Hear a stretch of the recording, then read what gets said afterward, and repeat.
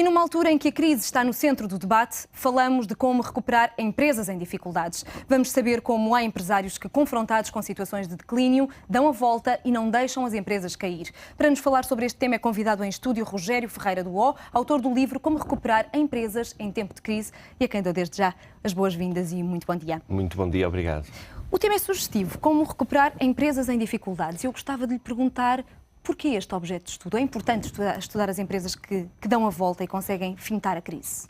Eu acho que é fundamental, numa altura de facto em que estamos em crise, é importante olharmos com uma atenção muito dedicada a estas empresas que estão em níveis de construção de valor subótimos ou até mesmo aquelas empresas que destroem valor.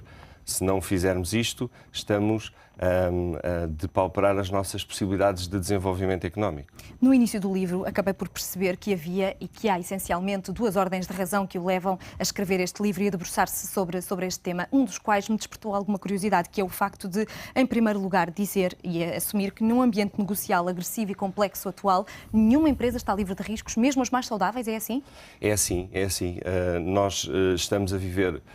Aliás, a história recente comprova-nos que, efetivamente, as empresas, neste ambiente de maior agressividade concorrencial, em que os ciclos de produtos são cada vez mais curtos, as empresas não estão livres de, em algum momento da sua vida, entrarem em declínio ou terem dificuldades.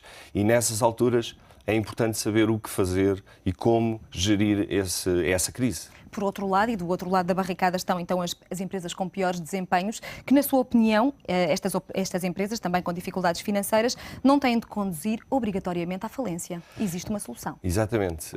Aliás, eu até digo que daquilo que conheço da história dos diversos processos de falência que sabemos, alguns deles que se arrastam durante muitos anos, a falência e o processo de falência não tem que necessariamente não é muitas vezes o processo mais célere de recondução dos recursos à sua utilização eficiente. E em muitas circunstâncias, esse processo de falência é um fator inibidor do crescimento, exatamente porque se está tanto tempo em processo de falência, não se consegue redistribuir os recursos para que eles voltem a ser produtivos. E precisamente porque fala em falências, se calhar é bom recordar os números. Os números de insolvências em Portugal este ano dispararam 11% em relação ao ano passado e já temos também uma média de 11 falências por dia. Acha que se, eventualmente, alguns dos empresários tivessem conhecimento deste livro, teriam aqui um instrumento diferente para, pelo menos, não deixar cair a empresa em falência? É uma pergunta muito interessante. Eu seria ousado para mim dizer isso, mas é a minha ambição que assim fosse. Repare, o que se passa neste livro não é uma receita que funciona em todos os casos, é apenas o elencar de um conjunto de soluções que tiveram sucesso, que são comuns a vários casos de turnaround de sucesso, de recuperação de empresas que tiveram sucesso e, portanto, talvez não seja tão ousado assim dizer que se o livro tivesse sido lido por esses empresários, talvez eles tivessem ensaiado um conjunto de outras soluções que os pudesse ter reconduzido as suas empresas à recuperação. E porque fala em turnaround, se calhar é importante explicar este conceito, que não é um conceito unânime e para as quais existem várias definições. Qual é a sua? O que é um turnaround de uma empresa? Um turnaround é o processo segundo o qual uma empresa, num período de tempo limitado, sai de um processo de declínio e reganha de novo um desempenho ao nível dos estándares do seu setor. E qual é o primeiro passo? Bem, o empresário apercebe-se que a empresa está em maus lençóis, pode deixá-la cair ou então resolver dar a volta por cima, tentar, neste caso, adotar uma estratégia que seja um turnaround, um processo de turnaround. Qual é o primeiro passo? O primeiro passo é exatamente esse, ter consciência de que há que mudar, de que estamos num processo de declínio e temos que fazer alguma coisa para inverter esse declínio. E depois, identificar as causas?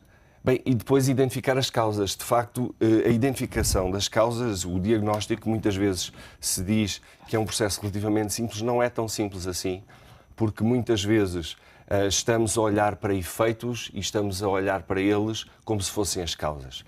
Efetivamente, a propósito das causas de declínio, uma das coisas que concluí do estudo que fiz foi que os processos que conseguem prevalecer, portanto, os processos de recuperação bem-sucedidos, apontam as causas de declínio para dentro da empresa, para causas intrínsecas à própria empresa. Então não se pode colocar só o ónus sobre os fatores externos, como seja a crise. A crise não é culpada de tudo. Repare, a crise pode ser pode ter um efeito catalisador sobre o problema, pode até ter sido o efeito que vai explotar o problema, mas sempre que se aponta as causas para fora do âmbito da empresa, perde-se capacidade de reação ao problema. Uma vez que estão identificadas as causas e que, eventualmente, o empresário avança, qual é a estratégia depois a seguir? Existe uma estratégia para cada empresa? Cada caso é um caso? Ou existe uma estratégia? Este livro tem aqui uma estratégia igual para todas as empresas? Este livro dificilmente poderia abarcar todas as empresas e ter uma estratégia para todas as empresas. O que este livro nos traz, pelos estudos de 28 casos de sucesso em Portugal, é, digamos que, um modo de pensar, um modo de abordar o problema.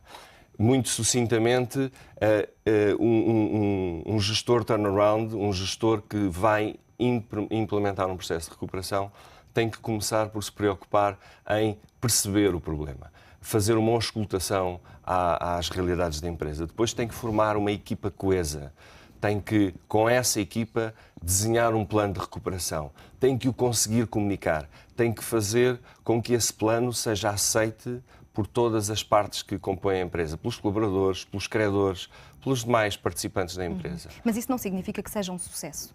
Isso não significa que seja um sucesso, de facto. Mas é pelo menos um caminho diferente do caminho da crise. Exatamente. O tempo é um inimigo. Porquê? O tempo é um inimigo, de facto. O tempo corre a nosso desfavor. O tempo em que se levanta a consciência de que há que mudar é determinante, porque, aliás, é do senso comum, quanto mais tarde nós apreendermos a necessidade de mudar, mais deteriorada será a situação da empresa. Depois é necessário ter tempo para implementar a solução. E às vezes é muito difícil, porque os credores estão desgastados, porque já ouviram várias promessas que não foram cumpridas.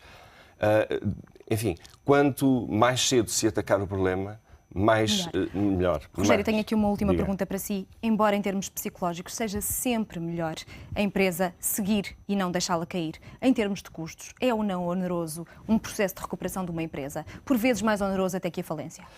Bem, isso aí depende de caso para caso. Como dizia um dos gurus do turnaround, é possível curar enfermos, é impossível ressuscitar mortos. E, portanto, desse ponto de vista, acho que é evidente.